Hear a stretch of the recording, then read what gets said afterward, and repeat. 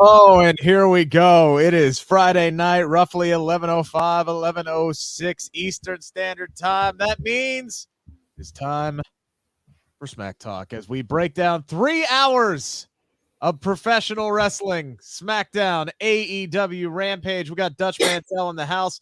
SP3, a late edition, wasn't supposed to be here, but he's here anyway. He enjoyed all 3 hours of wrestling tonight so much, he decided to come in here and talk about it tonight.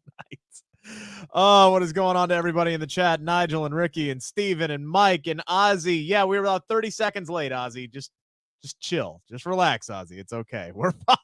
We're all good. Appreciate everybody who is tuning here on the Sportskeeda Wrestling YouTube, Twitter, Facebook, anywhere else that we're at. Dutch, how we doing tonight, good sir? Uh-oh. Dutch, your mic is out. Dutch can't hear a word you're saying. Oh, boy. We are off to a roaring start here tonight. Nope. Can't hear you at all. Literally, your mic was good when I hit the open. What happened in 30 seconds? Oh man, we're up to a great start. How are you doing tonight? You good? I am doing great. I'm doing better than I was at 10 p.m. Eastern after SmackDown. I'm doing a little bit better after watching what was a pretty decent episode of Rampage. Had 2 really good matches and a good main event. Anybody hear me? Yes, we got you now. Oh, well, my earphone. Well, we're just going to have to do it off the damn phone because my earphones. And every time I order earphones, they work about a week. Then they're gone. So, anyway. Oh, this is what I want. Oh, God, that's an angle. I'm upside down. Okay. I'm all messed up. All right, let's get. You're getting me all messed up. I feel like Riddle right now. Like I feel like that's where I'm at. It upset me because I heard that we may be understaffed tonight, and then we weren't. So I felt better for about 20 seconds. To Rick badmouth me. Hey, you better take my name out of your mouth. When did I badmouth you? Let him know, Dutch. Good. Pretty effectively. So what are we? I was gonna say, sound off in the chat because we can't decide which show we want to hop in on first. Sid wants to talk about Rampage. Obviously, he just wants to go ahead and dive right into Adam Cole and Ishii, and then just pretty much just ignore everything that happened on SmackDown the 2 hours prior to that. So if we want to start there, we can start there with AEW Rampage tonight, which I would agree with Sid. I do believe was the better show. This was the first time that I've been introduced to Ishii. I've made it quite known. I don't watch a whole lot of New Japan Pro Wrestling.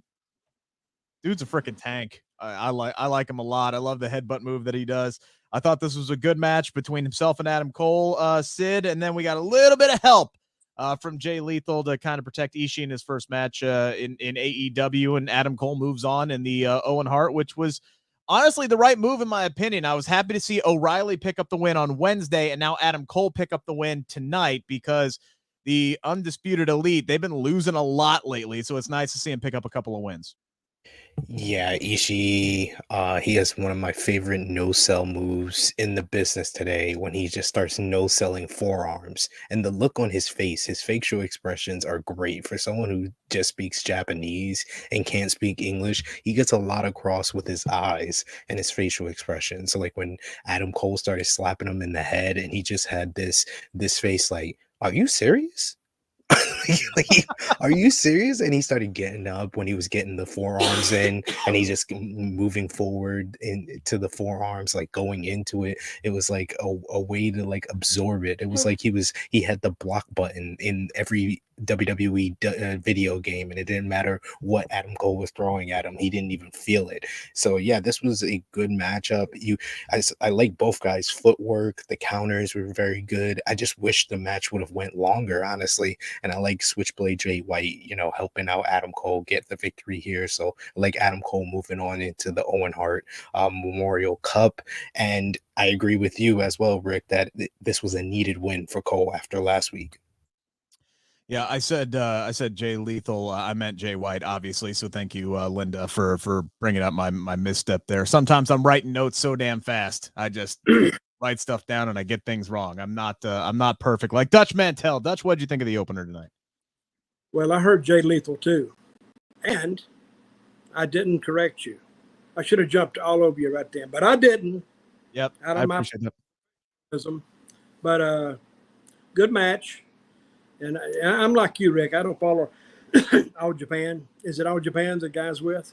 New Japan. New Japan Pro Wrestling. New Japan, okay.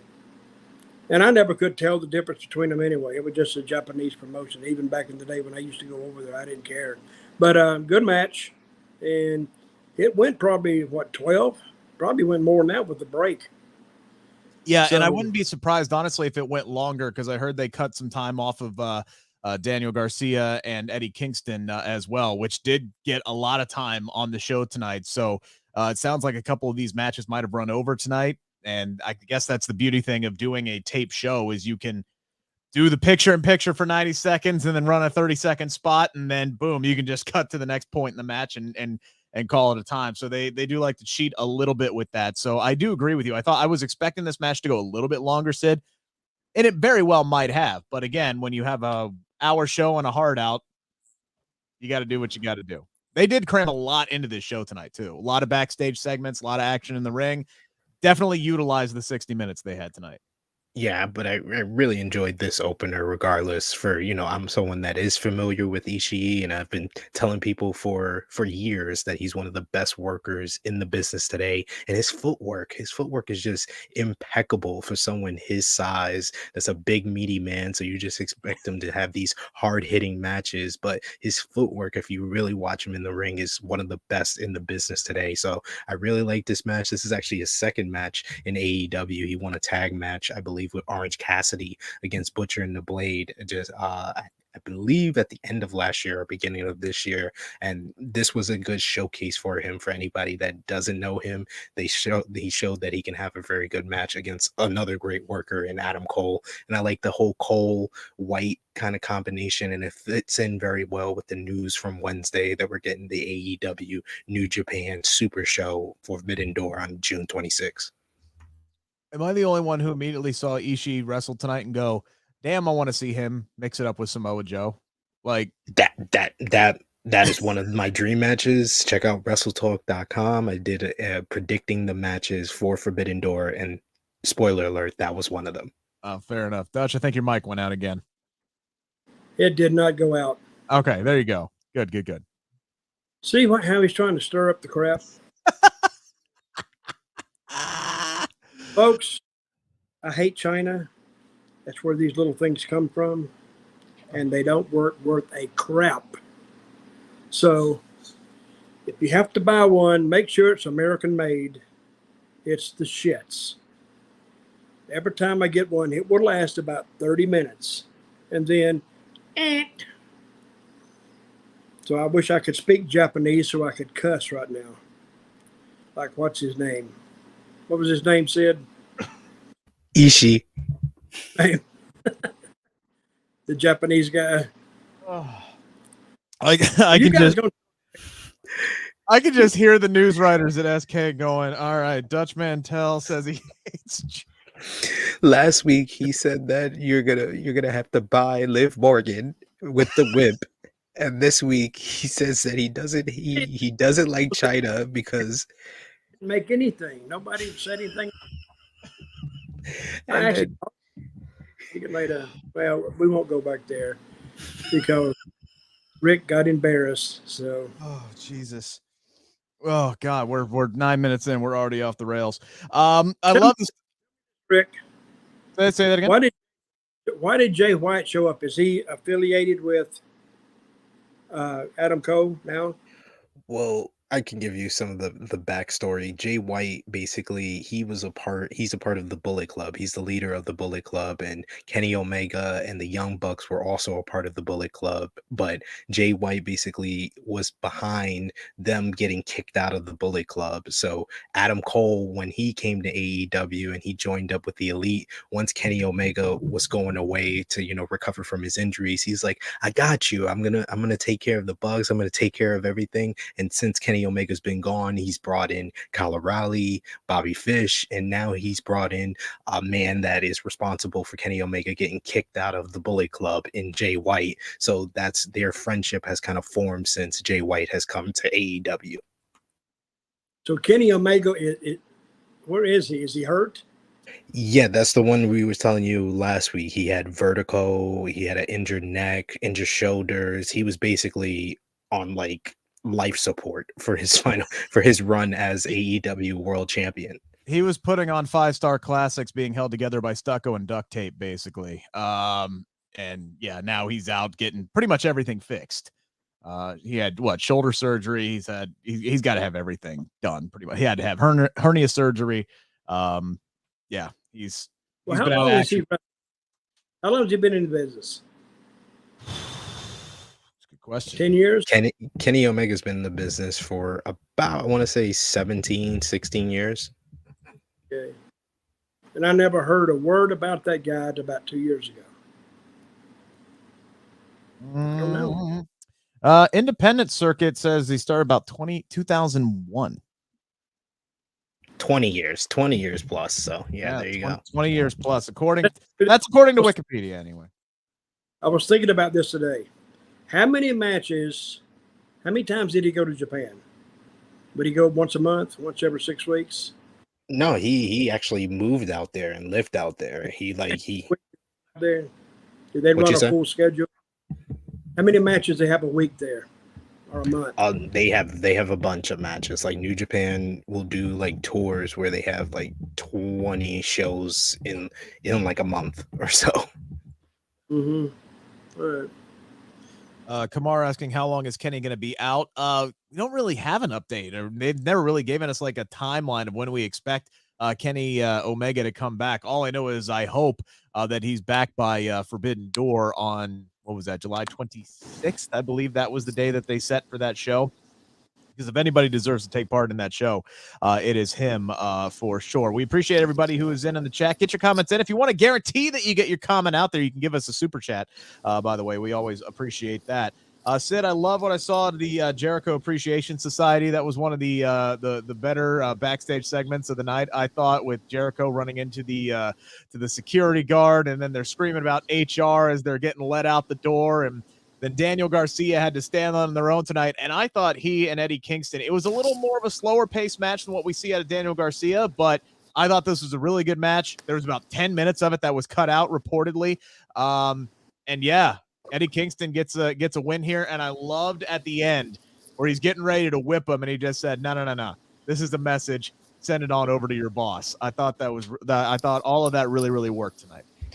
That was my match of the night. I really enjoyed Cole versus Ishii, but Kingston and Garcia just beat the dog crap out of each other. Like, they were chopping each other, hitting each other in the face. It felt like an intense scrap. That's the best way to describe that matchup. It was a scrap, and Eddie Kingston is always the best when it comes to a scrap, representing New York as only he can and getting the win with the spinning back fist of the future. I love that match and love the finish as well, with Kingston dropping Garcia on his head and then hitting the spinning back fist. That's really good stuff, and I want to see more of Kingston versus Garcia because it's their second match that they had on Rampage, and I've loved both of them. I love the sell of the spinning back fist as well, because it's like Daniel Garcia just like watch some MMA fights or some boxing matches. It's like, because boom, you get hit, just whole body just goes limps and falls down to the ground. So I loved everything about this setup tonight. Dutch, what did you think? Well, you mentioned the pace of it. Well, the pace can only be as fast as Eddie can go. Sure. Because he sets the pace. And since they had 10 minutes to go, or how much time they had, Eddie had to pace himself. I love Eddie Kingston. I I worked with him in TNA. First thing I noticed about him is he's a great talker. I mean, but me going through all that stuff there, I tried to get him a bigger push, but it was like arguing with the wall. So Why do you think that was? eventually, I don't know, because I have no idea. There was several of the guys who, and they liked him. I didn't say they didn't like him. They didn't want to get behind him. So, and they gave him a push right out of the company. So, so when I started liking him, get him out. So, but I ran into him there, liked him tonight. I think he might need to push himself away from that dinner table just a little bit. So, how old is Eddie? Oh man, you were making me work the Google machine a lot tonight. Let's see. Well, just guess. 40. He is 40 years old. Okay. Sid, you agree with that? Yeah, You're he's the 40. histor- He's 40 Okay. years old. Yes, yes, All right, yes. all right. I've seen Eddie Kingston on the Independents for pretty much since I started going to the Independents. So yeah. Well, they had a good match and a good finish. Yes. Again, I'm very, and Garcia didn't get hurt by this. all right. SP3, this is the moment we've been waiting for. Hook speaks. Hook speaks for the first time tonight. People have been lining up in the chat to talk about this. This was my segment of the night. It was so quick, in and out and done. Hook's getting interviewed backstage. They walk around a corner. I don't know why they were walking around that corner because it was a total dead end. But regardless, you see Danhausen standing there, and he has just stomped over 2 big bags of potato chips, and he screams out, what are you going to do now without your powerful chips, or whatever the hell it was. But then all of a sudden, Hook just gets in his face like he just smacked his mother and said, now you have my attention. That's all Danhausen had to do was take out the chips. Don't touch the chips. That's where he said it 2 weeks ago that's his source of power. So I don't understand what Danhausen was thinking. I know Danhausen wants a fight with Hook, but these guys just have this weird type of chemistry together, and it just works, and it just is getting people excited on social media because they're 2 social media icons when it comes to AEW. These are 2 people that people on Twitter and all the social media just love, and them together has just led to everybody going bonkers for this. So this was about a minute and a half, and it was one of the best segments of the whole entire night. And Hook telling him that you got my attention now. I'm ready for Hook versus Danhausen, and then I'm ready for Hook and Danhausen to potentially come a tag team after that. Yeah, I'm just glad that Hook has a voice that is just as intimidating as he is, because it's like when you don't hear somebody talk, you get a little bit nervous for about how they sound. And I think he sounds absolutely great. I thought the delivery of the line was great. It was very simple, and he got the message across very, very easily tonight, Dutch. I love this. Obviously, Sid loves this. These 2 guys just work together. They work really well. They got great chemistry. Whether that was planned or it just fell in place, it doesn't matter at this point, because they're using them with each other, and they actually bounce off each other great. So I was a little underwhelmed that he just said what he said. I would have built up to it a little more, because that's what people were waiting on. Right. What's he going to say? But since he said something, now we know he will say something, and now let's give him something good to say. Short, but give him something good to say. I liked it. And Danhausen, I'd seen him like Sid said on social media. He's got a great gimmick. And how well has it been defined? I don't think it's been very well defined in AEW. I mean, I get it because, I follow social media, and I saw Ring of Honor where they did do a good job of explaining the Danhausen gimmick. So I think that they need to kind of explain it and flesh it out more for more of the casual viewers of AEW, so they get it. I know you can just say, oh, he's very nice, very evil, but you need the commentary to kind of fill in the blanks there. So hopefully they do do that when we eventually get his debut matchup. Well, And maybe that's against Hook. What was the story, Ring of Honor? You said Ring of Honor? What was the story they had on him? What was that story? Well, basically, they say he's like a carny clown. And he's from like that's why he talks in the way that he does. A carny clown, that explains it. Oh, I know exactly what that is. So, I know you do. I'm great. You're familiar with that. You worked in the circus, didn't you, Dutch? I did. I did the rings, the flying around stuff. Yeah, absolutely. I didn't do it long though. Big high flyer, I know you were. Yeah. I took a triple canopy backdrop and landed in the lion's den, and it kind of messed me up, scared me, and I had PTSD from it and never could go back to the circus. So that's the story. See, and you want to see how unbiased I am. Hook spoke, but he did not have the best line of the night. The best line of the night came from another member of Team Taz. So I was getting there. I was getting there because that was absolutely that killed, like literally almost killed me. I was taking a drink when I heard Ricky Starks call Keith Lee and Swerve a broke ass Keenan and Kel. I was taking a drink and I almost choked and died, like right there, because I started laughing so damn hard. That was damn. I don't know if he planned that, if that came off the top of his head, but holy shit, does it work? I mean, you just immediately see that. I like that they're continuing this. Like the promo with Keith Lee and Swerve, it was great, but nothing's gonna beat what Ricky Starks dropped. Ricky Starks is just great at like ad libs, and you could tell that was just off the top of the dome. But I did enjoy Swerve and Keith Lee, like when Swerve said, you done made him perturbed. He was like, "That's one of the big words you taught me last week, right?" That was great. They are playing off each other very well. I saw their match on AEW Dark, and they got a double team move that's amazing. The Spirit Bomb into the double stomp, that was great. So they're working well in the ring together. They're working well on the mic together. And I like that they're continuing their feud with Team Taz. It feels appropriate to continue this going on because they are playing off of each other very well. And just Ricky Starks is one of the best promo guys in AEW. And every time he speaks, he proves that. Yeah, and that's why he's kind of taken over that commentary role on Rampage as well, is because he's very, very good at the talking. Very, very good at that. I am not. In between all of that, by the way, Lance Archer murdered a man inside of 60 seconds, which is pretty much exactly what they did last week with the Butcher. So again, they're setting up Lance Archer to look incredibly strong, which he is, going up against Wardlow on Wednesday. So it's kind of a rinse and repeat, but still, give me a big man murdering a small man, and I'm a happy guy. We got to see that a couple of times tonight, Dutch.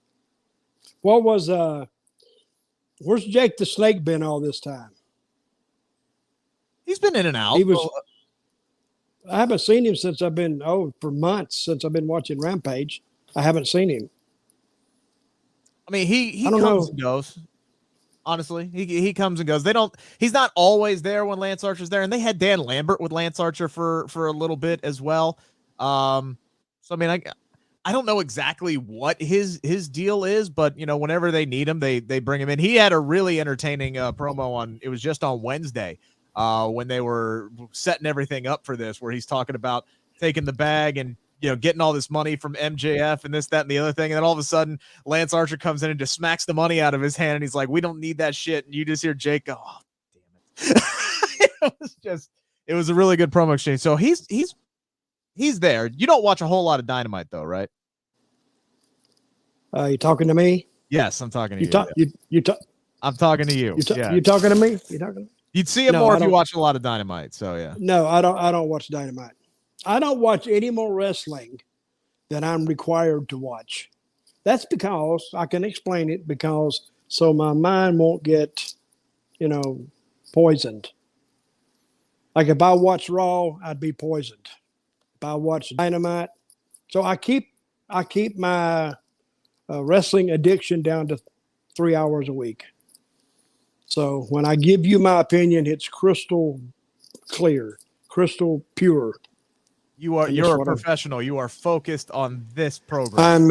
Yes, I am. I'm focused on this one. and talking to you guys and talking to the fans out there. So you believe that? Not a word. Let's focus now on the main event tonight. Jade Cargill defeating Marina Shafir with the TBS championship on the line. Jade Cargill goes to 30-0, and Sid, she gets better and better every week. She's getting more comfortable as a performer inside her matches. She's just starting to own the ring a little bit more. She's always been great. She's got this great presence. She oozes star power. We've talked about it ad nauseum. But you can see her in-ring work. She's getting more and more comfortable with it. I'm comfortable not calling her green at this point. And she's really kind of playing to the crowd a little bit more, playing with the baddies on the outside, which I thought was a little bit of a nice addition. I didn't necessarily think they needed to attack Marina in this match because Jade doesn't need help, and I feel like that's a crutch constantly with AEW and their heels, is to always have them get help. That was my biggest gripe with Dr. Britt Baker's run as the AEW Women's Champion. But a lot of this work tonight, I thought this was the best that Marina looked as well since coming over to AEW. So I'm not going to sit here and say it was the best thing I saw tonight, but yeah, no, I enjoyed this main event tonight. Yeah, it was a solid main event. Two women that aren't that experienced in professional wrestling went out there and they played to their strengths. Jade Cargill, one of my biggest nitpicks about Jade Cargill's work was I felt like she was kind of thinking on the fly of what to do next in her matches. And you can see that she's kind of improved that in that I literally said it when I was nitpicking her. I said she needs to play to the crowd more, and she's been doing that. So I enjoy the improvement there. And Marina Shafir just stuck to what she knows. She knows how to do the MMA and the submission work. She did that. She was more of like trying to get her down on the mat and playing to her strengths. So I think both ladies did well here, and they gave us a solid main event matchup. Rough landing on the outside for Marina, by the way, on that table. She landed right on top of the leg, and it didn't break. She just like bent the half down. Dutch, what's the worst table spot you ever took? Well, the first one. I never took another one. I said, screw it, because it didn't break. And I should have known it wouldn't break because it was like, it was brick. It was made out of bricks. And the guy said it was the same as a table, and I believed him. It almost killed me. Hey, was that Toni Storm there tonight? Yes. I didn't even hear her introduced, even in the interview. I guess she was, but I didn't. I didn't even know. I can't understand those guys. There's too many talking. I mean, if you're gonna feature a person, at least take Toni Storm. At least drag it out. He said, "Oh, Toni Storm back." See, okay, this is the first time I've seen Toni Storm. I heard she was coming. But then all of a sudden they put her on the interview with Britt Baker and what's her name? Jamie Hayter, yeah, because all three of them. And I didn't like the interview because I don't think nobody got over that interview at all. And she walked off half talking to herself. I don't even know the purpose of that. Well, and I don't know who produced it, but they shouldn't have let that go. They should have did it over or done something. Because I think that actually did more damage than it did good. I don't know if I think AEW kind of just lets them do more of their own thing, especially more than WWE does. But I like this from Toni Storm tonight. Well, I thought she sounded extremely confident, putting over, everything that she has done in her career. She's only 25, 26. She only talked 15 seconds, 20 seconds. Thought that's all she needed. I don't know. I didn't hate this backstage promo tonight. Sid? Well, I didn't hate it, but I didn't think it was performed well. They could have done better than that, is what I'm saying. Especially with Toni Storm, this being her. I haven't seen her in a match or anything. Has she had a match on Dynamite? Yeah, on Dynamite. Well, I don't watch Dynamite. So this is what you got to aim at. The person who is not familiar with the show, you've got to take time to explain these people to me. And I wasn't the only one. I'm sure there's people that watch Rampage that don't watch Dynamite, and they may have been looking forward to her entry into AEW like I was. And all of a sudden, she's standing there like a goof and just walking off the interview. I enjoyed Jamie Hayter commenting and saying that she always leaves. That's her thing. I did enjoy Tony kind of showing more confidence, but I get where Dutch is coming from. I've said this last week to Rick when he said, "Oh, the show needs 2 women's matches." No, it doesn't need 2 women's matches. It needs effort in the women's segments and the women's matches that they do. They did that by presenting the women Rick, in the main event on this show, so that was good. Yes, but the interview agree. segment, I do agree with Dutch. They should have made that a little bit more of a focus, slow it down just a little bit to let it marinate a little, let it make an impact on the show so it's something memorable. Because honestly, unless you guys would have mentioned it, I probably would have forgot that segment, like the Lance Archer Serpentico match. That, you know, that was effective for the amount of time that it was, and it shouldn't have gone longer than that. But this segment, they should have let it breathe a little bit, like similar way to they let Swerve and Keith Lee breathe and let Ricky Starks respond to it. It had an impact on the show and it made a memorable, you know, line out of it. This one didn't. There wasn't really any memorable lines outside of Jamie Hayter pretty much under her breath. She didn't even say it into the microphone. Yeah. She always leaves. That's her thing. Like they don't put the same effort in the women that they do with the men, and that's what I want from this women's division. So what did Jamie Hayter say? She always leaves. That's her thing? Yes. Okay. Well, if they'd have put more emphasis on that, now we know that she always leaves, and that she did leave, but very underwhelming for a first appearance for me. I mean, fans that had watched Dynamite and they're familiar that she's in the company, it may have worked. But you see, Rick, you need to take advice from this historian over here. He knows what he's talking about. I'm just trying to tell you. I will say they will use the time limit on Rampage as an excuse, right? Because it's like, well, with Danhausen and Hook was only 30 seconds long, and this was only 30 seconds long. But you'll notice, like, if they choose to slow something down on Rampage and choose to spotlight something on Rampage, more often than not, it's not the women's backstage segment. And I do agree with you. They do need to put more consistent effort on it. At the same time, occasionally I would like to see 2 matches on Dynamite. That's all I'm saying. Occasionally I would like to see 2 women's matches on Dynamite. All you're gonna get is 2 3-minute matches. Like it's the effort. We need more effort into the segments that they are giving it. Asking for 2 women's matches, Tony's just gonna be like, okay, here's 2 3-minute matches. No, we need effort in what you're doing. Give us one match that's like 10 to 12 minutes long. Hopefully they give that amount of time to the Philadelphia street fight between Hikaru Shida and Serena Deeb on Dynamite next week. And they give you other women's segment, because this is the 3rd segment with Jamie Hayter and Tony Storm, where it went about less than a minute and it really didn't make an impact on the show. I need these segments to actually mean something and develop this feud in a certain way. And they really haven't built this match up, even though we know it's going to be the first round matchup in the Owen Hart Cup. John Castro with a question. Do y'all think the New Japan deal is going to make y'all buy the pay-per-view? I'm a huge wrestling fan for over 30 years, and I don't care for New Japan. Yeah, he's going to hang on to his $50 or however much that pay-per-view is going to cost. And look, this has been a topic of conversation about whether or not this show is actually going to be a needle mover and grow the audience and this, that, and the other thing. Again, this is something that Sid and I have talked about on the Believe in Pro Wrestling podcast.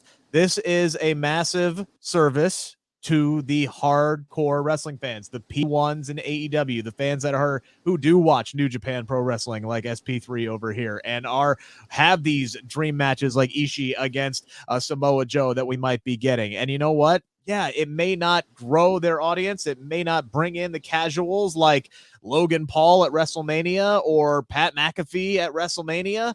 But you know what? Servicing the P1s every now and again, putting on a good show and some dream matches and rewarding them for constantly being your customers, that's not a bad thing.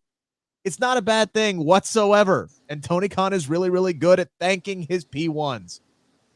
That's a radio term, by the way, P1s. I don't know if you all know that. That's your prime viewer. No, what is a P1? I was just going to ask you. You're talking about something. I don't even know what you're talking about. That's what it is. It's the ones who are with you all the time, all day, every day. No, You have to bring it down a level. P1. What the hell is a P effing 1? I'm saying, oh yeah, I gotta service those P1s. Yes. So we call that. What is your a prime P1? listeners. Those are your prime listeners. Those are your Okay. or your viewers, the ones who are constantly with you all the time. What was it's a the radio term? What was the other? What was the other term you used? A Y or something? No, I just said P1. Oh, okay. P1 is the only radio industry term that I dropped there. Now, how many people you think listening to this knows what a P1 is? Everybody. Now that I explained it, all the dozens of people that are in this room right now, everybody who watches every week. Okay. We appreciate you guys. Okay, I said last week. You know how you get a sellout.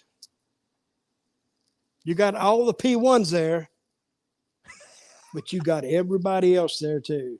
Right. The P1s are your base. That's your base, right? Yes.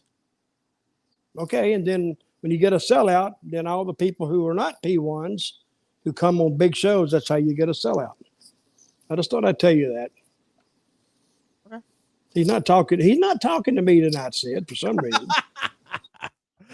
Oh man. All right, Sid, you were talking about effort. Well, we're gonna have to put in a lot of effort because now we got 2 hours of SmackDown we got to get into tonight. And let us start off. Oh man, I'm having technical difficulties, guys. Hey, yeah, my internet's going out. Well, all right, guys, that's it. That's the show. Have a wonderful weekend. Everything's great. Oh yeah, well, you got screwed again. All right, so let's open it up with the contract signing for the I Quit match between Charlotte Flair and Ronda Rousey. Yeah, this was not a very good segment to open up the show tonight. Once again, Drew Gulak is he was a star. Yeah, I thought he was a star. He was a star of the segment. Yeah, I think without Drew Gulak there, this would have been severely lacking of really any kind of entertainment value. Let me ask you this. Yes. It's an I Quit match. Uh-huh. And is there a referee in there? Yes. There is? Okay. Yes. Okay. I was just wondering, how could anybody say anything if there's nobody to hold the mic? They want to hold it themselves or what? Yeah, there was definitely that, there was some weird dialogue that was used here. I know Ronda Rousey spoke, but all I can hear is Charlotte Flair going full fifth grader, just saying, "I beat you at WrestleMania. I beat you at WrestleMania. I beat you at WrestleMania." Over and over and over again. They did that for a reason. They did that to cover for Ronda. She's not very good at this. So Charlotte, they said, see if you can cover up, and all she had to do was react to it. I thought I don't know. Go ahead. No, I was gonna say, I get the purpose from the heel standpoint of things. That got a ton of heat with me because I wanted Charlotte to just shut the hell up every time that she. So wait a minute. So are you a P1? I watch WWE every week, so yes, I watch WWE 3 days a week. Yes, I'm a P1.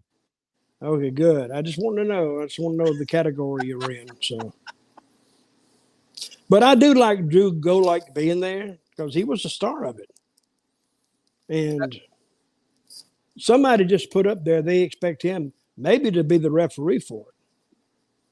I think he'll be the referee for some matches. That's not a bad idea. Look, I know there are people out there who are hating what they're doing with Drew Gulak SP3, but the fact that he's on TV and is being utilized and he's on a microphone, it's a start, right? It's better than just sitting back and catering, right? You know what I would do with him? I would have him all of a sudden have a sudden surge of estrogen and relate to being a female and cross over transgender wise and wrestle either one of them. And who could say that couldn't happen? I think it's a pretty good idea myself. Couldn't we just do an intergender match? Do you have to go that? No, we got to do it. No, you can't have an intergender match. You just got to have the transgender, because they do it in swimming, and have him wrestle one of them. He wants Drew Gulak to be Joanna Man. Absolutely. I mean, Santino made a ton of money as Santina, so it's been done before. yeah. There's a lot of things that have been done before. Shouldn't be done. Look at Andy Kaufman. Where's he at? Who's that? Andy Kaufman? Yeah. He's in England. He's in UK. He's chilling on a beach with Elvis somewhere, right? And Tupac. No. Yeah. I bet you Jerry Lawler where he knows is. where Andy Kaufman is these days. Jerry Lawler, he does know where he is. He said he talks to him every now and then. I'm going to see Lawler next week. Yeah? What you guys doing? Yep. And can't tell you. Oh. Big secret. Fair enough. We're in Atlanta. So if I told you, then you'd know. Then I'd have to come and kill you. I just can't wait for the headline tomorrow on Sportskeeda.com. What Dutch Mantell thinks they should do with Drew Gulak. I thought it's a great idea. I'm sure you did. Doesn't WWE like to stay on top of current events? Yeah, I'm sure Vince would love that idea. They just asked the Supreme Court justice what is a woman. The woman who was the nominee for it, she couldn't answer the question. Men can have babies now, they say, right? Why are you guys shying away from this? You little cowards. Nobody is saying nothing. Folks, if you're watching this is the first time I've seen Rick literally run away from something. So he might as well turn his back to all of us and say, oh, I'm not going to have a part of it. I'm not going to do it. I'm not going to do it. So one thing that I liked about this, but I also kind of didn't like about this segment, was it was badass of Ronda Rousey to sign the contract while Drew Gulak was in the armbar. But at the same time, isn't Ronda supposed to be the babyface? Overly smiling babyface. Drew put his hands on her. And he gave her the pin. Yeah. Yeah, okay. He voluntarily gave her the pin. I might be the contrarian here. I actually like the opening segment. I thought it was the best promo exchange that Ronda and Charlotte have had together because I did like it. The bar is ridiculously low for that, but this was Ronda. They kept it short and simple for her, which they should have. I think the only thing that they really messed up on was Charlotte flipping over the table to get the kendo stick, and it made Ronda have to stand there for a little while. But I love commentary. Michael Cole mentioning that the kendo stick is a central figure in their feud dating back to Survivor Series 2018. And I like Ronda basically one-upping on Charlotte, what Charlotte did last week in the big beatdown to Drew McIntyre. In half the time that it took Charlotte Flair to do what she did to Drew McIntyre, Ronda was able to take a pen from him, taunt him before she put on the armbar, and then sign a contract as she made him say, I quit. So she was one-upping him, which leads in nicely to next week when they do the Beat the Clock challenge. So I liked all of this, honestly. It was different. I did like it. So I think the Beat the Clock challenge. He's speechless. Look at him. No, see, the thing is that the Beat the Clock challenge next week. I know Aaliyah is one of the opponents in the Beat the Clock challenge. I forget who the other one was. Shotzi. Okay, so yep.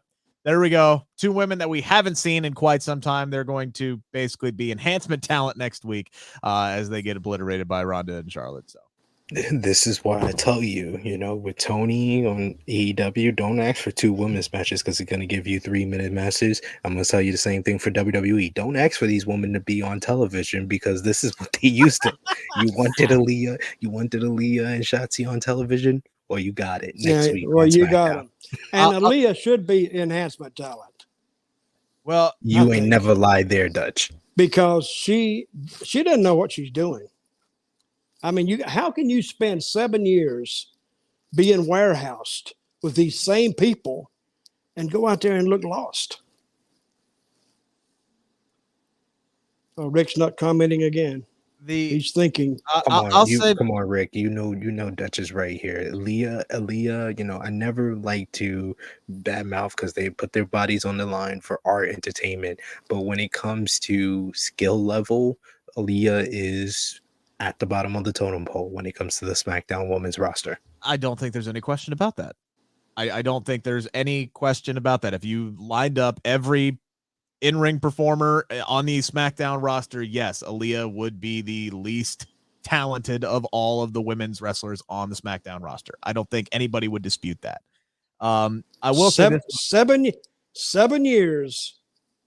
I will say this much. The promo using her, the way that they are using her when they are using her doesn't do her any damn favors either. Like this whole, oh, Ricochet, you're on fire. You got to shiv it a blood. That is not a conversation that two coworkers have backstage. That's not a conversation that two human beings have. Like they don't know how to script human beings talking to each other. They just don't. I agree. I mean, it's stilted and structured, and you can tell it's set up. Hey, but we're getting Ricochet and Shanky next week for the Intercontinental Championship. Go Shanky. Yeah. I think this will probably be his first one-on-one match, if I'm not mistaken. It's going to end up being for the Intercontinental Championship. The Shanky Support Club will be out for that one. All right, Dutch, it's been a few weeks now that we're kind of getting a wide brush picture of what they are doing with the artist formerly known as Pete Dunne. What is your impression of how they are booking Mr. Butch? I think he should have went over tonight, to tell you the truth. If you want to establish him as kind of a badass, I mean, they do it for everybody else. I don't think it would have. And he had a good match. Hey, that guy is good. He's very good. That guy is really, really good. He's just not big. And I think he should have got a win somehow. He could have surprised him or something. Yeah, I think he's kind of getting over better than that Holland Ridge is, I think. Yeah, Ridge Holland. I don't think Holland Ridge could get over if you took him over a mountain and threw him off. I mean, Sheamus is over, and I guess they're wanting those guys to get over because of Sheamus. But I do think that Pete Dunne, what's his name here, Butch? Yeah. I think he got over a lot tonight. I like him. I do. There's a lot you can do with that guy. Yes, I agree. I think there are things that I liked about this tonight. I had no problem with him getting pissed off and attacking a security guard. I mean, that's nothing that we haven't seen guys like Brock Lesnar do before, but it's the pouting and the scrappy do bouncing around, and and Michael Cole putting the calling him a pretentious brat or this, that, and the other thing, that doesn't help him get over on that. Doesn't help at all. A petulant child. That's what he called child. It. Yes, thank you. Yeah, that doesn't help him at all. No. I mean, if you could just say he has anger issues, that's one thing. But a petulant child, yeah, I mean, that makes him like a dumbass. I mean, yeah, he's pouting. Like he lost the match last week, and they placed him up top on the turnbuckle and let him sit there and pout. And then he ran off, and they're like, "Oh, we've lost Butch. Like we lost our child at the zoo," or some BS like that. There are certain aspects of this that I wish they would shy away from, because he's already got the anchor tied around his ankles with the name change, because they gave him a really dumb singular name when they really could have given him something at least closer to what his other name used to be. Like Raquel Gonzalez turning to Raquel Rodriguez, not that big of a change. She hit the name change lottery in my book, as far as everybody else who's come over and had their names tampered with. But yeah, I think there are things that I like about what they're doing, SP3. It's still Pete Dunne in the ring, but I mean, they got to fix him. They got to clean some stuff up with him. I'm over this. I'm totally over this because I came up with a better dumb name than they did. If you're calling him Butch, why couldn't you just call him Bruiser? That was he was the bruiserweight in NXT. Why couldn't he have just been Bruiser? If you're gonna give him a dumb one name, should have been something closer to what he already was being known as. So the name doesn't work. Why didn't they keep Pete Dunne? Well, I know he may have a different character. I know that, but they've now have an edict that you can't use any names that you used on the independent scene, and you can't use your real first name. So he hit the double whammy because he used Pete Dunne on the independent scene, and his first name is Peter. So they had to change it in their mind. That's Vince's new edict that nobody can use their real name because they want to own the name. That doesn't make any sense at all. I mean, it does make sense, I guess, business-wise. But putting those, don't get me started. I did like the match, though. I think that him and Xavier Woods work well with each other, and I love Xavier Woods using a small package as the backwoods. And Pat McAfee's call is hilarious, saying that it's lit and that it's an easy roll-up. He was getting in all the entendres in. Do you guys like Xavier Woods using a small package as a finisher? It's just a go-to finisher is what it is. Yeah. Just catch him coming off and surprise him, just roll him up, boom, and then he hit the floor. I mean, this is what I don't like. When they hit the floor, they were laughing at him. That doesn't help him either. At least if you're going to take him, he almost beat him. So why would you start laughing at somebody? Because when he almost beat you, it's almost like adding insult to injury. Now nobody's going to, I mean, if they want him to be taken seriously, because if I'm going to go out there and beat a guy, I want to beat a guy who was competitive. So when I would get out of the ring, I would look at him like, hey, you give me a hell of a fight, buddy. But we're dealing with WWE here, guys. We're dealing with a different animal. So critiquing them is like talking to a tree. They're not hearing you. They're not hearing the fans either. Maybe Butch is so bad, but I kind of like Bruiser Dunne. You know, as TW brings up here, Bruiser Dunne would have been much better. Much better. And that's you can't do that because Bruiser Brody. Right, yeah, and I sue you. Right, but like something like that. The problem isn't the name changes. All right, if you're gonna change the names because you want to own them, that's one thing. That's fine. It's the fact that most of the names suck. Right, like they're not that good. My God, that'd be an improvement if they just sucked. What was the name? Said that they're reportedly changing Kaylee Ray to Alba Fire. Alba Fire. Yes. Yeah. Kaylee Ray to Alba Fire. Kaylee Ray's an NXT superstar, Dutch. So it's and they're going to change her name to what? Alba Fire. Alba Fire. Yeah. And I'm gonna tell the fans this once: stop calling him Pete Dunne, because Pete Dunne was a man.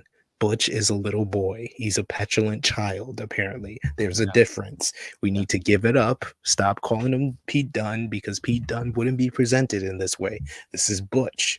Butch is a petulant child who Sheamus and Ridge Holland can't seem to keep track of. They have their child in the mall and he keeps getting lost. They have to go to security and let them know that their child just had a temper tantrum and ran off so they can relocate their child.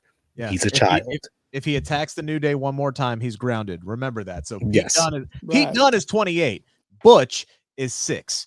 Another man who had. Well, I'm gonna give him a hint how to follow Pete Dunne. Follow the camera. If you see the cameraman going, follow him. Those guys, and wherever the camera ends up, that's where Pete is. Well, the problem is they cut the camera angle so many damn times. It's very easy to get lost in WWE. One of the guys who had his name changed recently from Volter to Gunther, he beat the piss out of Teddy Goods, who did not have the goods tonight. I love that guy. That was his name. I just called him Jeremiah Jobber. Jeremiah Jobber, Teddy not so good, whatever the hell it was. He got his ass kicked by Gunther. Again, they're making Gunther look incredibly strong by beating up the local talent. The Dutch, you have talked about this in the past. It's a great way to kind of introduce him as this dominant force to the new audience. Crowd a little quiet for him now, back-to-back weeks in a row when he has wrestled. I just hope WWE has some patience with him, because Gunther is very, very good and could be a really good, like, dominant top-level guy, but they just got to get the audience some time to get used to him. They're prepping him right now. So if the people are quiet, they know that guy's not going to beat him. What are they going to yell for anyway? Yeah, that's true. They know he's a job guy. They know he's going to get his ass beat. They just want to enjoy his ass beating. I mean, they're not taking it. He is. Right. So all they got to do is, and when they finally put a guy in there, and he is a good opponent for Roman Reigns, a good opponent for Drew McIntyre, and a good opponent for Randy Orton. So when you think, now you got a bench a little bit. The bench is starting to take shape a little bit. But you got it. But the only heel you got really is Roman. He's the only heel you got, right? That's worth it. I mean, that's marketable. So if they get Gunther over there, what's his name now? Gunther? Gunther, yep. Gunther. I mean, I love the look. I like his little manager. I like the red outfits they got on. So what if they had him as a Russian right now? Well, he's from Austria, and they got him billed from Germany, so they can make him from Russia too. Yeah. Yeah, it don't matter. They're all packed in there anyway. So trust me, I wish they had Rusev. I bet you they wish they had Rusev right now. I really bet you they wish they had Rusev so they could be doing something. Boy, they screwed him all up. That's for sure. You won't get any argument out of me. They took all the heat away from him. I mean, it was almost sad to watch it, and I was there. They didn't know what to do with him. And I told him one day, and I actually got me and Jack 2 extra pay-per-views, because I suggested to one of them one day, I said, why don't you put the All-American against the Russian? Like, they'd never thought of that before. I'm thinking, have they not seen Rocky IV? No shit. I mean, what is more predictable than the Americans and the Russians going head to head? And they went, wow, that's a good idea. I give it to Jamie Noble.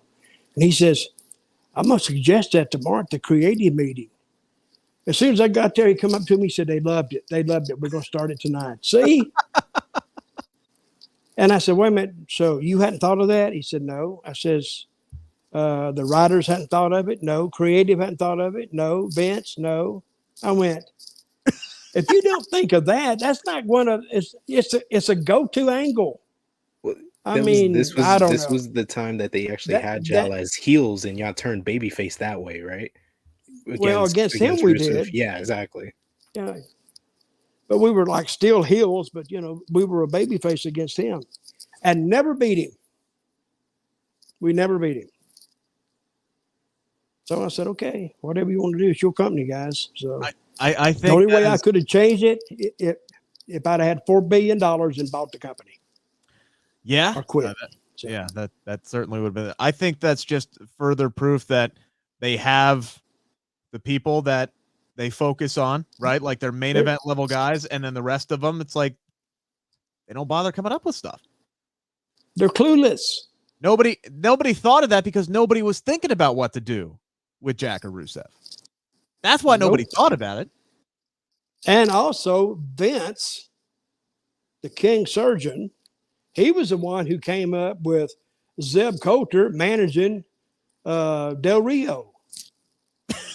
You couldn't got that over in damn a mental hospital where people don't even have to think about it. And Vince said, do you like this idea? So what am I going to say? Oh, yeah. Hang on, let me check. I got paid this week. I love that idea. That's good. Yeah. Just keep the checks coming and do what you want to do. And he brought it up. He brought it up at a creative meeting, and one of the creative guys told me, he said, all right, what are we going to do with Zeb and Del Rio? Crickets. Nothing but crickets. What? You don't like it? And that's when they canceled it. I said, thank God. It was embarrassing, really. I don't know. Well, I'll tell you what, somebody who must be getting a lot of crickets in the creative meetings the last few months is Xia Li. This is somebody that we have not seen in quite some time. She has had one televised match since she was drafted to SmackDown in October. They did all of these great, wonderful vignettes telling this great backstory about how she's the protector. And we saw her kind of do a couple of run-ins a few times, had that great entrance, a lot of promise there. She completely disappears. And then she shows up for about 35 seconds tonight that says there's nobody to protect. She is tired of being the protector. She's all about protecting herself now. And I guess this was a heel turn, Sid, maybe, possibly, but it would have been nice had they actually given that protector gimmick a chance, booked it on TV at all. At this point, why even bring it up? Just change it and move on to something else. Didn't she do the run-in with Natalya? Yeah, that's the match. That's the one match that she's had. Well, I'm gonna give her some. I'm gonna give her some news. Just go to catering and pick your check up. That's all you got to do. Don't say too much in broken Mandarin or whatever it is. Just say thank you and go on. That's it. I mean, I'm all for her being on the show. I think it was kind of a heel turn and very confusing because this company and this show doesn't have a lot of babyface females on it, so it was kind of confusing that they did that, but I guess they want to go in that direction. You got Raquel Rodriguez kind of filling the spot on the babyface side. You got Lacey Evans. I love her. Lacey Evans about to return. She's going to be on the babyface side. So I guess this was a move to kind of even things out. But yeah, they did not build up to this. It was kind of random on this show. But I think that Xia Li does have a future in this company if she's given a chance. So I'm willing to wait and see. But I just thought about all the people they've done vignettes or anything like that. You had the Xia Li thing that they never even followed up on. You had Toni Storm vignettes, and we see she's working for the other company now. She left. You had vignettes for Hit Row, and they all got fired within a month. And so this doesn't make me very optimistic about these Lacey Evans vignettes after thinking about it. Yeah. I think she'll do good. I do. That Ripley girl, her and Liv, they split. Yeah, they split on Monday. Well, worst kept secret in wrestling after Cody Rhodes returning in WrestleMania. That was going to be happening. And yeah, Sid, I think I get why this move is happening, because I do think it was kind of necessary to even things out, because when you think about it, you got Sasha and Naomi, who are baby faces, and then Ronda, Raquel's coming in there, Lacey's coming in there, so they did kind of have to balance things out, but it was just so damn random. But I don't care. Babyface, heel, just give me Xia Li on television kicking the shit out of people, because she can. She's good. Just put her on television. That's all I really ask about that. There was one backstage segment that I did like tonight, and that was the exchange between McIntyre and Riddle and Orton, kind of reminding people about the history that those two had. And they kind of just let bygones be bygones, which to me set up the most interesting damn thing that happened on the entire show. And that was Sami Zayn, who overheard that exchange, going to the Bloodline. And I really like this, because this was like Sami going to a mob boss asking for a favor. And I'm like, why don't we do this shit more often? Because that would add a new wrinkle, a new layer to this Roman Reigns character. If he's like, look, I've accomplished everything I need to accomplish, and now he's like taking favors and using the Usos as his henchmen to kind of like help out the other heels, or hell, even the baby faces on either brand. I mean, I love the idea of not doing it every week, but occasionally just having people going and paying their respects and acknowledging the tribal chief, and then getting a little bit of help from the Bloodline to do whatever they set out to accomplish on the show. I like the possibilities here, but Dutch, as we were talking about before the show, I think this is an avenue to one of two ways. Either it's setting up Roman and Orton, or possibly Roman and McIntyre, but I think Randy Orton's the more likely decision here. Well, I was watching it, and I said, well, I think I told you before you came on, Sid, that they're kind of working their way toward Orton and Roman. And we were talking about how would we do it. I said, I'd do it cold. You could almost do it cold because Orton doesn't need an introduction. And if he said, I beat the whole dressing room to anybody else out there, and have Orton step out. And I think that's at the end of the show, and then we'll go from there. I think there'd be a lot, but I think in that you'd almost have to have Orton come out on top at least once and then let him retake it. He'd have to win that title. See, next week is his 20 years with Raw, right?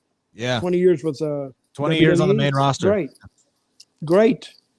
So, and I think he doesn't need an introduction. He's over. I mean, he's just over. He always has been over just because his daddy was a wrestler, his brother's a wrestler, so and he grew up in the business, and so he knows exactly what to do. Sid, I think my idea.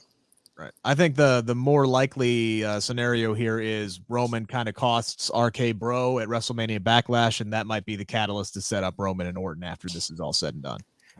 I actually thought this segment was setting up more Drew and Roman. I thought that was the it probably was. It probably was. Yeah, because but I'm saying Roman needs an opponent. Yeah, he definitely does. Badly. They have not given us any indication. It's now been 3-4 weeks since WrestleMania. There has not been any indication on two shows in which he's the champion of. We don't know who's in line for his title. We don't know who's the contenders that they're building up. Everybody seems to be busy with other things, but I would think Drew McIntyre is going to win next week in this steel cage match against Sami Zayn, which should be a great matchup. And then that's going to set him up to be the top contender on SmackDown for Roman Reigns. Hopefully we get to that maybe at the next pay-per-view, because I don't think they should be building that matchup with 2 weeks left, because we only got 2 SmackDowns left before WrestleMania Backlash. So I think they should go either. Is Roman on the card? Not yet. There's been rumors, all around that he is going to be on the card and he is going to be on the main event, but it doesn't seem like he is. I mean, it seems like they are more focusing on this tag team title unification, and Ronda and Charlotte. One of those matches seem more likely to main event WrestleMania Backlash over a Roman Reigns title match that would basically be cold because they only got 2 more SmackDowns to build it up. And next week's has already been recorded because they have the UK tour next week, and they're not doing SmackDown in the UK. They actually taped it tonight. Which I don't understand. I don't get it either.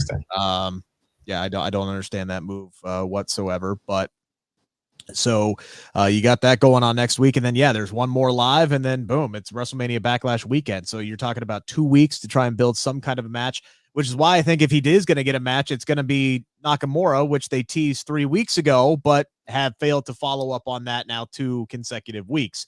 So I don't know if that's the direction that they actually want to go.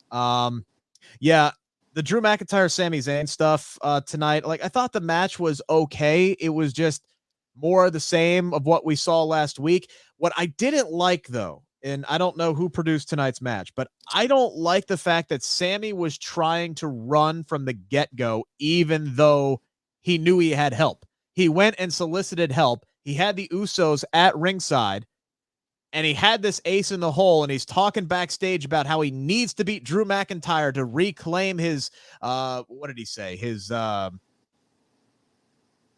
forget his reputation. His reputation, respect. And then immediately as the bell rings, he's trying to run, even though he's got the Usos as kind of like that ace in the hole. I would have waited until things finally broke down and the Usos were out and RK Bro is out. And, he's now all of a sudden all the Lumberjacks are fighting everybody. And it's just him and Drew McIntyre. That's when I would have had Sami Zayn run. I don't think it made any sense whatsoever, Dutch, to have him run from the get-go. Am I? Well, when the Usos kicked, can you hear me? Yes. Hello? Yes. Okay. When the Usos kicked Riddle and Orton, you didn't see him anymore. Yeah, he was already gone. They got up. Who was gone? You're talking about No, they Sammy, kicked right? him before the. No, Sammy was up in the crowd, I guess. But when it all broke down, and then the Usos kicked Orton and Riddle, they went down, but they never got up. You never saw them again. I didn't. Were they there? There's nothing for them to do anyway. I guess they just left ringside, right? Or they just stayed down. They just stayed down at that point, yeah. Which was weird because all of this ended like 4 minutes before the show ended. So they just kept like going. And hell, the other thing that I didn't like about this, Sid, is Adam Pearce came out before the match was over. Dude, they didn't even, like I said, it was a lame finish on Twitter, but they didn't even really give us a finish to this match. Like, they booked the match, they hyped it up throughout the whole entire show, and then we didn't even get a finish to it. Like, Sammy ran away. Like, at least have all the lumberjacks get into the ring to cause like a disqualification before Sammy runs out. It just felt like they didn't know, they didn't book an ending, and they just had Sammy do the same thing we've seen twice before. Now this is 3 straight weeks we get the same finish to this matchup, and now finally next week, like, I don't understand how they booked this feud over 4 weeks, like with the same finish 3 times to get us to a steel cage match. I guess in their mind that makes sense, but I am not interested in this match anymore now. No, and I bet you I wasn't interested when it started. I will put a cool 20 down on the desk as the first thing that Sammy tries to do as soon as the bell rings is climb the cage next week. Guaranteed that's the first thing he does. John, I don't think that they would book Randy versus Drew and then winner gets Roman at Backlash because Randy is already booked for WrestleMania Backlash. So I don't think they're going to do that. That wouldn't make any sense. And all that can do is hurt one of them. You don't want to hurt those are your 2 top baby faces. Yeah, if you have one lose, then you kill the other one. They have made it plain and clear they don't want Drew to take any type of loss. They've made that clear over the last 3 weeks. They don't want to do that. None, absolutely. I mean, except for the DQ at Royal Rumble, like that's just the last even inkling that they wanted him to take an L. Don't worry. I'm getting to Sasha and Naomi. Real quick though, we did have that match between Madcap Moss and Angel Garza tonight. I think all the goodwill they had with Madcap Moss is starting to come back down because they're not really evolving him at all. Well, you kind of said, earlier with Gunther, the fans weren't reacting to him. They didn't react to this match either. This crowd was just dead. Like, this crowd was dead. Like, on Rampage, there was points where I thought that crowd was dead. But to be fair to that crowd, they had seen 3 hours of wrestling before they even got to Rampage. This was the first show. So we can only imagine how next week's show. I mean, I tried to forget it. Where were they tonight? Somebody was in Albany. Yeah, that's where it was. They were in Albany. Somebody was in, I don't know. This might be the last time they ever go back to Albany because they were dead. And this is the first of 2 shows. Next week's show might be even worse, ladies and gentlemen. I'm just warning you. Yeah, at least they they taped tonight earlier in the day, and then as this SmackDown was airing, they were taping next week. So at least they didn't start next week at like 10 o'clock at night, because then that crowd would be freaking out. But man, look, I like Madcap Moss as a worker. I thought this match was a really good showcase for him.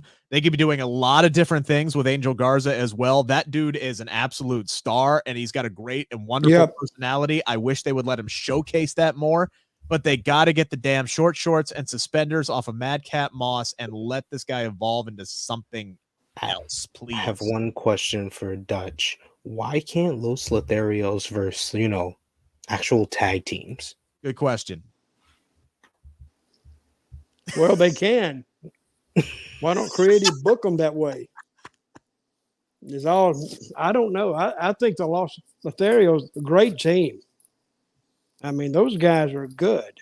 But just to use them to, put over Vikings or whatever, I mean, you're losing the value of them. I mean, to me, if you're going to, those Lotharios, they draw women. They draw the girls. They like those guys. So try to make them stars. Don't just make them out there just fodder for whatever team you want to put over. Why are they doing the kiss the girl out there? Isn't that part of the gimmick? A lot of girls said, "Oh, I wish they'd do it to me or whatever." But I think there's a lot of upside to that team, and I don't like the way they're using them. No. But those guys are very, very talented, and you could do something with them and get them over. I mean, seriously, when I was at the WrestleMania press junket, like seriously, like outside of like a couple other people that were there, because there was a bunch of talent there, but Angel Garza was an absolute star of that. Like everybody was raving about how wonderful he was, and the guy oozes personality and star power, and they don't let him show that on television. And it's mind-boggling that they have this guy and they don't just utilize him better. But we've said that about a number of talent before in the past. But yeah, man, I don't know. I'd like to see them take another kind of direction with Madcap Moss and get away from the short shorts and the suspenders and everything like that as well. Disagree with this comment. Not many tag teams on SmackDown. I counted like 4 of them in the Lumberjack match. There's the New Day. I'm sick of the New Day versus Sheamus, Ridge, and Butch. That rivalry's been done since WrestleMania when they lost in 2 minutes. Move on. Let's move on from that. So the New Day should be in the tag title scene, or should be having more matches with Los Lotharios. Yes, they had 3 matches with them already, but I rather that than Los Lotharios just keep losing singles matches. You got Jinder and Shanky. You got the Viking Raiders, who are also out there. Like, that's 4 tag teams. You have a tag team division. They just don't use it that way. Correct. They definitely don't use it the way that they are using the Raw tag team division right now. Maybe that'll change. We can kind of make some fresh matchups once these titles are unified, and then you can have challengers and champions kind of switch shows like they're doing with the women's tag team division, which we will close for the night. Sasha Banks and Naomi. Look, Boston Glow are a lot of fun. This is a team that has a lot of chemistry with one another. Obviously, they're enjoying their time there. But we knew when they went out there tonight, they were going to get interrupted by Natty and Shayna Baszler, because they're the only tag team that is left in the women's division. So, okay, fine. I get it. I knew it was coming. We're going to get this match. It's probably going to happen at WrestleMania Backlash. My question is, okay, then what? Because does anybody really think that Shayna and Natty are going to win the tag team titles at WrestleMania Backlash? Because I sure as hell don't. I would have liked to have seen them at least kind of start this week. If you're going to eliminate 2 tag teams, like you did with Queen Zelina and Carmella, and then Rhea and Liv, can we also simultaneously maybe start building some other ones up here a little bit? I don't know what their options are, because if they if Boston Glow beats Natty and Shayna at WrestleMania Backlash, the only other options they have at this point are, okay, well, now you're just going to sit there like we have done with the last 2 women's tag teams until we decided to heat up the division ahead of WrestleMania, or you're just going to keep wrestling Natty and Shayna over and over and over and over again, and neither of those are winning. But they haven't done anything in the last year that actually goes against what we're saying. They do it over and over and over and over. Finally, they use the same people, and you can almost predict the sequence they're going to come out in. They're just like, well, here's our formula, and this is what we're going to do. So, a couple of facts here. One, when Rhea and Nikki were the tag team champions, they spent more time watching John Morrison stretch backstage than actually defending the championships. And 2, the last 5 women's tag team champions broke up after they dropped the belts. The last 5 women's tag team champions are no longer teams. That's dating back over a year ago at this point, because they don't have any teams in the division. They did the same thing with Carmella and Queen Zelina. They put the belts on them. They broke up Rhea and Nikki, and then they didn't have anybody to defend the belts against, and they didn't win a damn match. They still haven't won. Neither one of them won a damn match since January 3rd. Carmella's on her honeymoon right now, so it's like, Jesus, Dan. I think that's the closing. Well, we can't solve the women problem tonight, but this is what SmackDown has. They have the resident heel, and that's for Charlotte Flair. Yep. Who's the resident babyface girl? They want it to be Ronda. Who?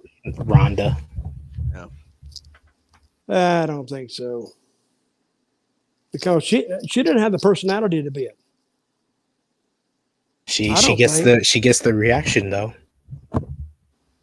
These fans haven't turned against her, which makes me right, ladies and gentlemen. I said this before she came back, that the reason why people started booing her is because she went against a better babyface. That was the key. You keep her against Charlotte, she's gonna keep getting cheered. So Yeah. that's why I think that even after this I Quit match, regardless of if Ronda wins or not, they're going right back to this matchup at Hell in a Cell. But what are they going to go back with? And Hell in a Cell match. Yeah. And So to this solve, is I Quit, Yep. and they're going to Hell in a Cell. yep. This is basically them redoing What about the Cena go to Orton hell in feud of 2009. What about going to hell in a handbasket? That's good. That'd work. Look, I'll tell you what. You want to talk about who could be the top babyface on? I agree with Steven. I like Raquel a lot. I think she does. I do too. I think she does I have do a too. personality. I got to talk to her this week for the Believe in Pro Wrestling podcast. She's How big very is that girl? likable. She's tall, right? 6 How foot. tall is she? 6 foot. Well, she looks good. Roughly She two looks- Kayla Braxtons. Is what Raquel excuse me, Rodriguez is. Look, I think she's got a chance if they actually book. Apparently, her first match is next week, so we finally get to see a match a month after she made her debut. And I've been saying it on the Believe Well, in would Pro she Wrestling. get hit with? Would she get hit with a pie in the face? Well, let's hope not. Let's Like hope Tony- not. like Tony Storm? We want her to stay. But to solve this tag team issue, I've been saying it on the Believe in Pro Wrestling podcast. I'll say it here. Liv Morgan and Alexa Bliss. They need something for Alexa Bliss. Liv Morgan's gonna need something when she's done feuding with Rhea Ripley. Yep. Put them together. That's a great babyface or heel tag team, whichever way they want to go with it. I think you could also make a very easy move and bring up Dakota Kai and reunite her with Raquel Rodriguez, but apparently I think they want to push Rodriguez as a single star, so I don't think that they will do that, but they very easily could do that. As of what's left for Liv Morgan, here's what I think is going to happen. I think she's going to have a match with Rhea Ripley, probably at WrestleMania Backlash. She will lose to Rhea Ripley at WrestleMania Backlash, and then, yeah, that's what Sid just laid out. She will be put in another random tag team because she is not high up on the pecking order. Even the list internally, Sean Ross. Yeah. Who are you talking about right now? Liv Morgan. What's going to happen? Liv Morgan. Okay. What's next for Liv Morgan? And you could say she's a top babyface now, but I mean, they did not have her listed internally on the Sean Ross at the rundown sheet. They did not have her listed as a top 3 babyface on that roster. Maybe she's number 3 now that Rhea Ripley is flipped heel, but I agree she should be booked like one, but well, who's the number 1 girl on the babyface list on Raw? I know Alexa Bliss. Ronda? Bianca is Bianca. Bianca's number 1. Bianca. Alexa's number 2. Okay. Rhea was number 3, but Rhea just turned heel. I don't know who was number 4 on that list. My guess it would be Liv Morgan, but they have not shown any indication that they have plans for her. I mean, maybe it's because I just did a list over on WrestleTalk.com, the top 10 best baby faces in WWE. And spoiler alert, Liv Morgan didn't make that list. She made the honorable mentions, but I don't view her as one of the top baby faces, even out of the women. I think Bianca Belair is way ahead of her. I think Sasha Banks is way ahead of her. I think Naomi definitely is way ahead of her. So I'm sorry. I mean, Liv is well liked by the crowd. She's got that going for her, but yeah, but she doesn't get a big pop every single place she goes. Like Naomi's entrance, she's one that she gets a reaction wherever she's at, and regardless of her place on the card. Naomi is a better baby face in the ring from reaction, and as far as her longevity as well, I think Naomi is ahead of her. Whatever they do with Liv Morgan, I just hope that she gets some solid creative footing, because that is one thing that she has desperately needed for years that she has not gotten. Sid, you got your show tomorrow. Tell them where you can find it and all that good stuff.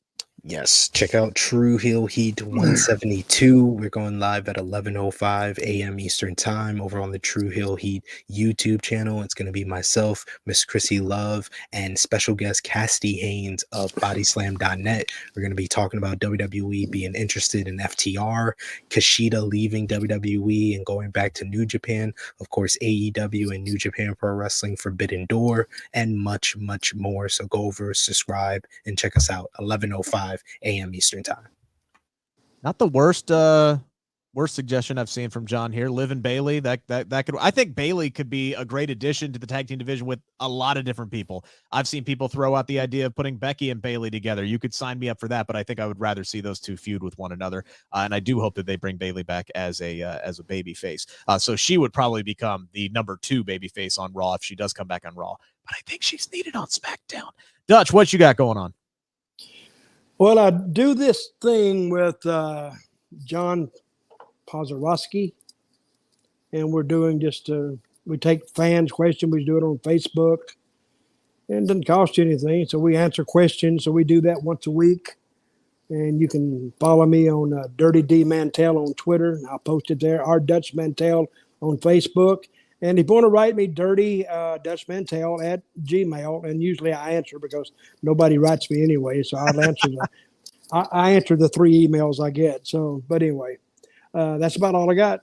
And I'm going to go to, and I don't know if I talked about it last week, May 14th in St. Louis, the Bruiser Brody tribute show. Yeah. I'll be there in St. Louis. Doors meet and greet start at 6, and general admission at 7, and the show starts at 8. I'll be there.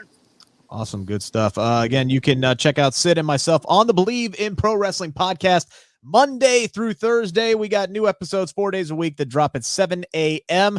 Check us out on the YouTube channel or wherever you get your podcast, iHeart, Spotify, Apple Podcasts. We're available everywhere that you can get your podcast. That is BLEAV in Pro Wrestling. Check us out on the YouTube channel. Did get a chance to talk with Raquel Rodriguez, as I mentioned earlier. That interview is up in its entirety up on the page. Like, share, subscribe. Thank you guys very much for all the support. For Sid, for Dutch, we'll be back next week, 11:05 Smack Talk. Please, for the love of God, hopefully this tape show is better. We'll be here regardless. Enjoy your weekend, everybody. You've been watching Smack Talk and Sportskeeda Wrestling YouTube, Twitter, Facebook, all that.